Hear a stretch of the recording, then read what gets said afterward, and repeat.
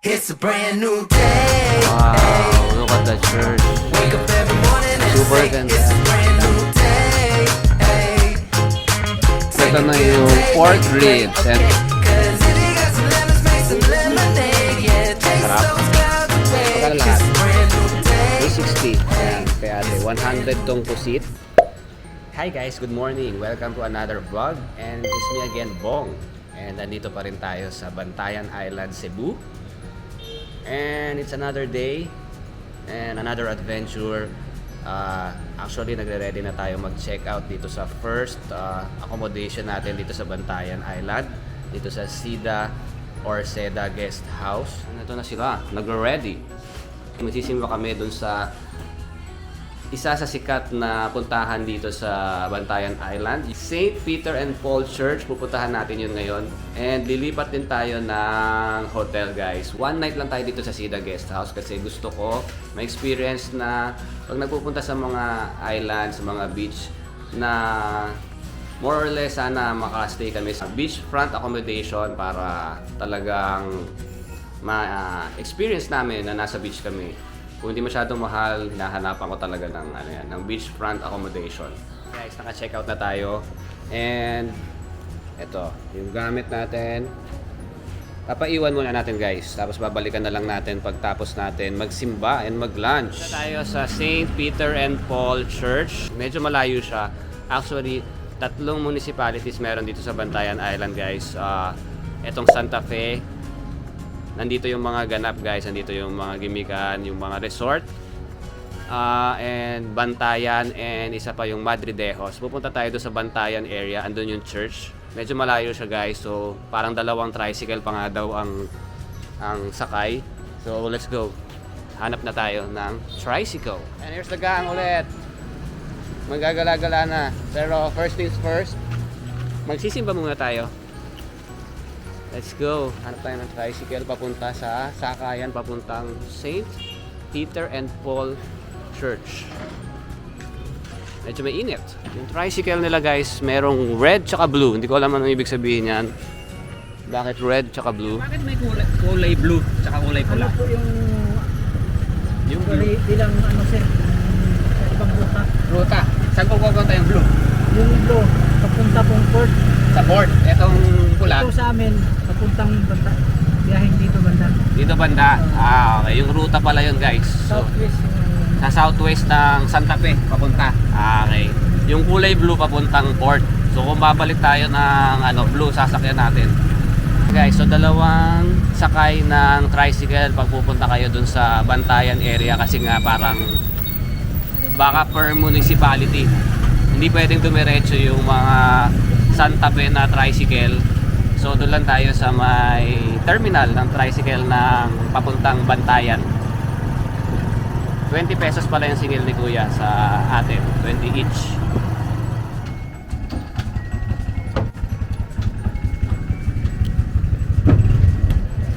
Ayan, guys, ang lapit lang pala. Super lapit lang nung hotel natin sa terminal. Super lapit lang, guys, pero medyo mainit nga naman. Okay lang, pero siguro pwede kontrata yung mga 50. Ayan yung terminal papuntang Bantayan. Actually medyo malaki yung tricycle. Tricycle ba tawag dito, Kuya? Manila po sir. Ha? Medyo malaki, no? Parang jeep sa atin yung type nung upuan. Tapatan. Ito, tingnan nyo. Ayan. Parang mini jeep. Medyo malayo yata. 60 pesos yung pamasahe namin isa.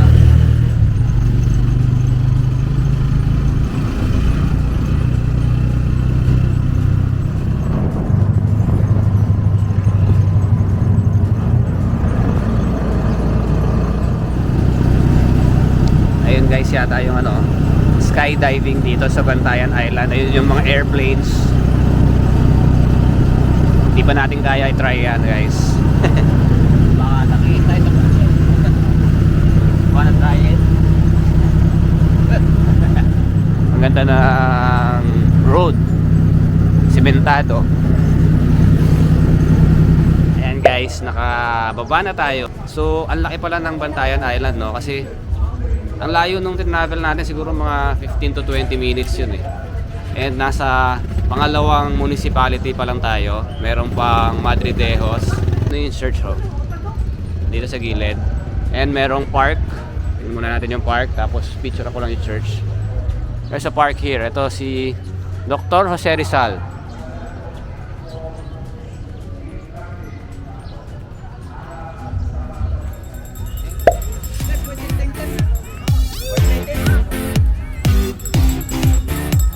Wow, look at the church.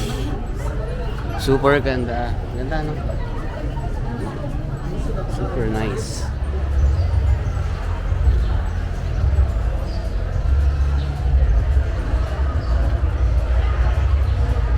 Super ganda, guys, no? Church. Actually, simple lang siya sa labas, no? Simple church lang na parang lumang church, pero pagpasok mo, eto makikita mo, tingnan nyo yung ceiling, guys. So, grabe yung details no, ano kaya yung paint, oh, parang painting. Grabe, ganda. Kaantay na lang tayo na simba, 10 a.m. Mass. We just finished hearing Mass dito sa St. Peter and Paul Parish Church. Explore natin sandali yung Bantayan Municipality dito sa Bantayan Island. Let's go! Dito tayo kakain ng lunch. Hanap tayo ng kakainan na lunch dito, guys. May nakita na ako. Ako na yung kakainan natin at I think nandun lang siya, oh. Kermit's. Mga 50 steps away from the St. Peter and Paul Parish Church. Let's go! Ang pangalan pala ng plaza, guys, is Bantayan Public Plaza. So talagang parang nasa center siya. Palibot ng church, yung mga kainan dito. May basketball court. May statue ni Jose Rizal. May Watsons dito. B. Rodriguez Street, yung street ng Kermit's. Top rated siya actually sa Google. Nag-search lang ako sa Google. Ayan na, mukhang ang dami kumakain. Sa labas pa lang. Guys, so, dito na tayo sa Kermit's. Wala siyang kadugtong eh. Hindi ko alam kung Kermit's Cafe, Kermit's Restaurant. Kermit's Cafe and Pastries. Yun nakalagay. Kermit's Cafe and Pastries daw. And nakalagay sa time-honored recipe since 2000. Sikat siya kasi ang tagal na namin nag-aantay bago makaupo. Siguro mga 15 minutes kami nag-aantay. Maliit siya, guys eh. Pero more or less parang ano siya, coffee shop na nagtitinda rin ng meal. May meal din silang tinitinda. So let's try this.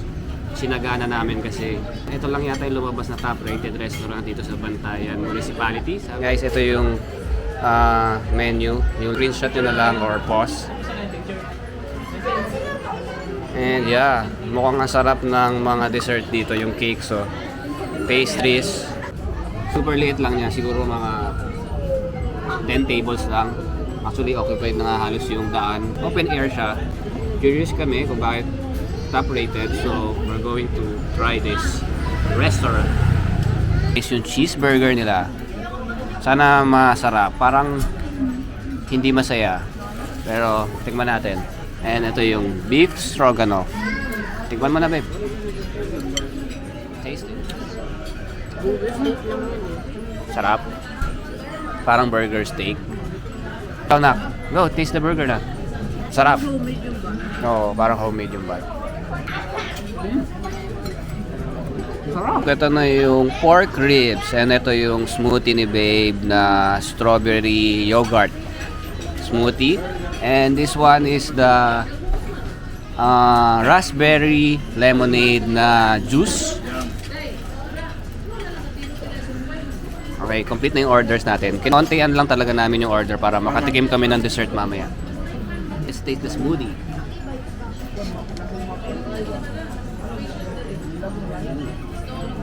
Yogurt.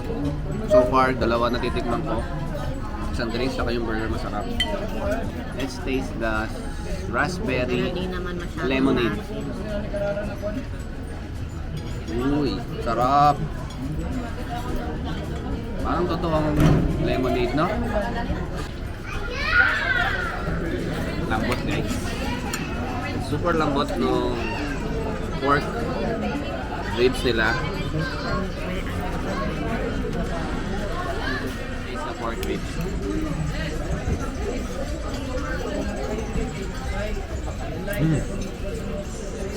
Sarap.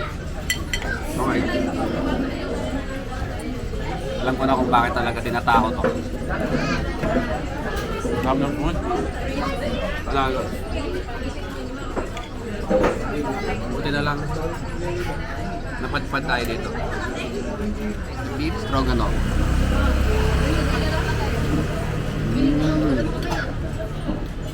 Sarap yan. Super creamy ng sauce. Yung beef, tama lang yung yung tenderness niya. Pero grabe talaga itong panalo sa akin, yung pork ribs. Tignan mo, naghihiwa-hiwalay na. Super lambot, promise. And yung sauce, panalo. How is it? Yes. Sarap, no? So, permits talaga when you are here in Bantayan. Bisitahin nyo kahit super dami ng tao and super tagal nang aantayin nyo. Sulit pa rin. Sarap guys, ubos na yung pagkain namin and we're going to have a dessert here dito sa Kermit. Actually, yung pork barbecue ribs, 325 lang siya guys. Super sulit, hindi siya masyadong mahal. Super sarap talaga, no joke. Ang sarap, perfect. 10 out of 10, 11 out of 10, bahala na kayo. Yung cheeseburger, 165. Tapos ito, beef stroganoff, 290, around 300. So, order kami ng dessert. Because, tingnan yung itsura ng look. Ang daming masasarap na cake. Ayan na si Kermit's. Order na si babe ng dessert. Dumating na yung dessert natin. Mango overload yung tawag nila. 90 pesos. Ito yung Oreo cake nila. 100 pesos. Gano. Sarap na itsura. And the Silvanas. How much yung Silvanas, babe? 150 yung Silvanas. Ito, take out na namin. Ito, kakainin na namin dito kasi hindi na kami makatiis. Let's taste the mango overload.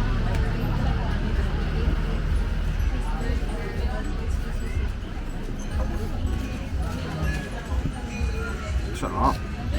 Bestseller daw. Ito yung best seller daw doon ng mango overload. Ang sarap guys. Parang daw siya ng Sarap. Ang sarap din nung Oreo cake. Ay, mas masarap. Ikaw mo yun. Actually parehas. Pero ang sarap ng mangga na ito. Matamis. And super Malambot yung soft nung bread. Actually, hindi sa soft na sagi. Soft na tama lang. Dapat ito na rin binili ko. Sarap, sarap, sarap. gustuhan mo. Yummy. Kermit's talaga. Pagtsagaan nyo na guys kasi masarap talaga. Panalo. Babe, mango overload. Sarap. Halaga ng Mary Grace, no? Mas masarap sa Mega Grace ko. Kasi mas mura eh. Kaya hindi sila parehas. Mura na ito guys, 100 pesos lang. 90 pala. Ikaw nak, ano mas gusto mo? Ito. Ethan, alin? Wala nito. Mango overload. Yummy. How is it? Wait. Ano bang kakainin mo? Oreo? Masarap. Grabe guys, super sarap talaga ng food dun sa Kermit's restaurant. Hindi ko pa rin alam kung anong kasunod. Kermit's lang. Sige, Kermit's na lang dito sa Bantayan Municipality sa Bantayan Island. Specifically sa R. Rodriguez Street. Malapit dun sa St. Peter and Paul Church. Or let's explore Bantayan Municipality more. May nakita kaming public market. Tingnan natin kung may burang danggit. Naamoy ko na yung danggit, wala lang kaming makita. Magtatanong kami.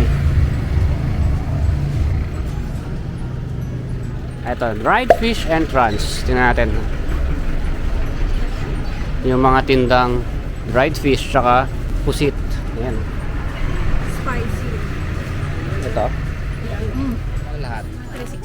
360. 360. Ayan, kay ate. 100 tong pusit. Ito, 160. 360 lang. Hindi rin yan. Ayan guys, dito tayo bumili ng danggit. 80 pesos yung 100 grams. Tapos yung pusit, 100 pesos. Pampasalubong and para sa atin. Nga. Okay guys, tapos na tayo bumili ng danggit and dried pusit dito sa Bantayan Public Market. Let's go. Balik na tayo ng Santa Fe. Hanap tayo ng tricycle.